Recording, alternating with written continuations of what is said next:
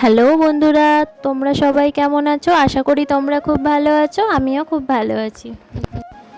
আমার নতুন একটা ভিডিওতে তোমাদের অনেকটা ভালোবাসার স্বাগত জানিয়ে আজকের ব্লগটা শুরু করছি। তো মা আর আমি বিকালবেলা একটুখানি হাঁটতে বেরিয়েছিলাম। তো আমার বাড়ির কাছে একটা হাট বসে প্রতি মাসের 9 তারিখ আর 24 তারিখ। তো মা বললো চ একটুখানি ঘুরে আসি। তো মায়ের শরীরটা খারাপ, তোমরা সবাই জানো।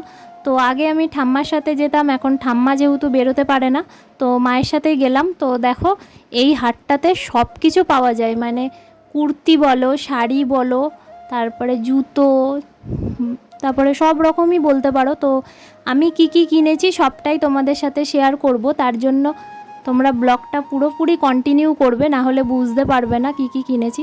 তো আমি ছোটোবেলা থেকে এখানে যাই আর কি, মোটামুটি কম দামেই সব কিছু পাওয়া যায়। তো দাম দর করতে পারলে খুবই ভালো হয়। তো তোমরা দেখতে থাকো আমি কি কি কিনেছি। তো বেসিক্যালি আমি বেশি কিছু কিনি না এখানে।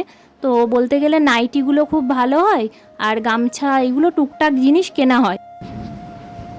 ট্রেনে করে আসতে হলে ব্যান্ডেল থেকে কাটোয়া লোকাল ধরবে, কাটোয়া লোকাল ধরে তো ব্যান্ডেল থেকে দুটো স্টেশনই পর আর কি কুন্তিঘাট। তো কুন্তিঘাট স্টেশনে নেমেই তোমরা এটা দেখতে পাবে, এই হাটটা বসে আর কি। প্রচুর ভিড় হয়েছে, বিকজ হচ্ছে পুজো সামনে। তো দারুণ দারুণ কালেকশান বসে, তোমরা একবার ট্রাই করে দেখতে পারো, আসতে পারো তোমরা, মানে দাম দর করে নেবে, কোনো প্রবলেম হবে না।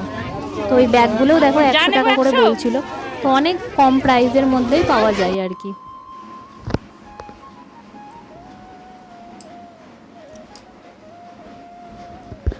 তো তারপর দেখো বাচ্চাদের মানে কালেকশানও পাওয়া যায়। তো বাচ্চাদের বলতে গেলে ফ্রক বলো, আরও নানান বিভিন্ন ধরনের ড্রেস পাওয়া যায়। তো মেয়েদেরও পাওয়া যায় আর ছেলেদেরও পাওয়া যায় আর কি।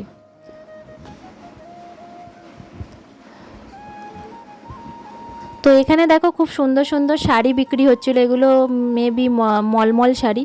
তো দেখো এই বেগুনি কালারের শাড়িটা মা নিয়েছিল, তো শাড়িটা আমারই খুব পছন্দ হয়েছিল, তো মা নিয়েছিল। তারপর চলে আসলাম নাইটি নিতে। তো নাইটি দেখো এই দুটো নিয়েছি, গ্রিনটা নিয়েছি আর অরেঞ্জ টাইপের এটা, এই দুটো নাইটি নিলাম আর কি। তো নাইটিগুলো সত্যি কথা বলতে মানে 140 টাকা করে নিল। এতটা ভালো কোয়ালিটি, মানে কি বলবো, খুবই ভালো। তো এখান থেকে আমি নাইটিটা আর কি কিনি। তারপর কেনাকাটা কমপ্লিট হয়ে গেল, তারপর চলে এলাম মিষ্টির দোকানে। তো মা বললো একটুখানি মিষ্টি নিয়ে নে, আর মিষ্টি নেওয়া হয়ে গেল, ছানা নেওয়া হয়ে গেল, তারপর পেয়ারা কিনে নিলাম। ভিডিওটা যদি ভালো লেগে থাকে লাইক কমেন্ট শেয়ার করে দিও, চ্যানেলটা সাবস্ক্রাইব করে দিও। ততক্ষণ ভালো থেকো, টাটা।